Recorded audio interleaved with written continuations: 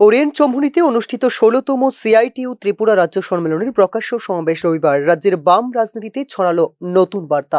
শ্রমিক সংগঠনের কর্মসূচি হলেও বক্তাদের বক্তব্যে স্পষ্টভাবে প্রতিফলিত হয়েছে বাম রাজনীতির ভবিষ্যৎ রণকৌশল এবং কেন্দ্র ও রাজ্য সরকারের নীতির বিরুদ্ধে সম্মিলিত আন্দোলনের আহ্বান।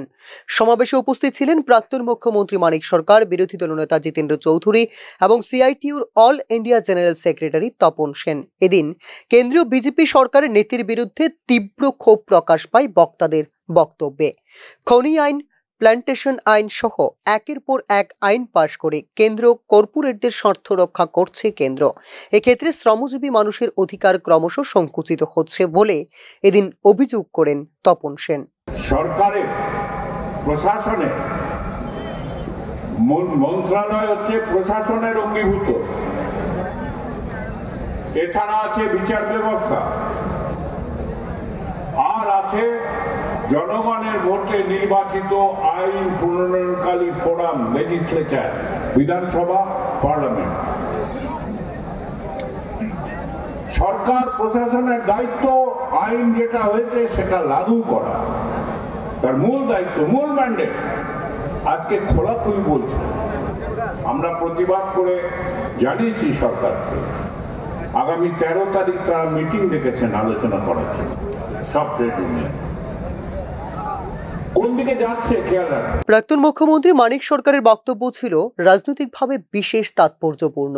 শুধু সরকার পরিবর্তন করলেই চলবে না, গঠন করতে হবে শ্রমজীবী শ্রেণীর নেতৃত্বে শোষণমুক্ত সমাজ।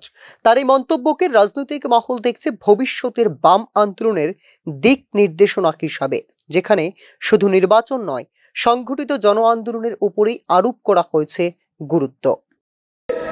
যেটা বলবো, আজকের লড়াই এবং সামনের যে লড়াই, ঠিক আছে, রাজ্যের সরকার আমাদের হটাতে হবে, কেন্দ্রের সরকার আমাদের হটাতে হবে, কিন্তু এখানেই সমস্যার যেহেতু সমাধান না, মূল যে লড়াইটা, শ্রেণীহীন শোষণমুক্ত সমাজ, সমাজতান্ত্রিক যে ব্যবস্থা, সেই জায়গাটাতে নিয়ে যাওয়ার জন্য এই লড়াইকে, সাধারণ মানুষের চেতনাকে সেখানে সম্প্রসারিত করতে হবে, উন্নত থেকে উন্নততর করতে হবে।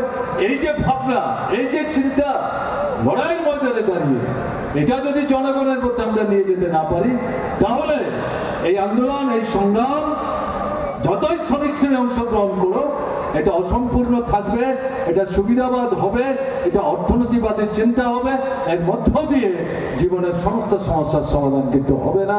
কাজে এই দিক থেকে এই চেতনা নিয়ে লড়াইয়ের ময়দানে কিন্তু আমাদের ভূমিকা নিতে হবে।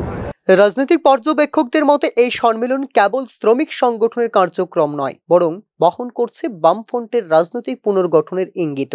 কেন্দ্র ও রাজ্যের শাসক দলের বিরুদ্ধে বামেদের ঐক্যবদ্ধ আন্দোলনের এই আহ্বান ত্রিপুরার বামপন্থী রাজনৈতিক পরিমণ্ডলে কি যোগাতে পারবে অক্সিজেন, তা নিয়েই চলছে জোর জল্পনা। সিআইটিইউ রাজ্য সম্মেলনের মঞ্চ থেকে স্পষ্ট বার্তা, শ্রমিক আন্দোলনই হবে বাম রাজনীতির মূল ভিত্তি এবং সেই ভিত্তির উপর দাঁড়িয়েই এদিন বৃহত্তর রাজনৈতিক প্রতিরোধ গড়ে তোলার বার্তা দিলেন সংগঠনের নেতৃত্ব। Bureau report, news now.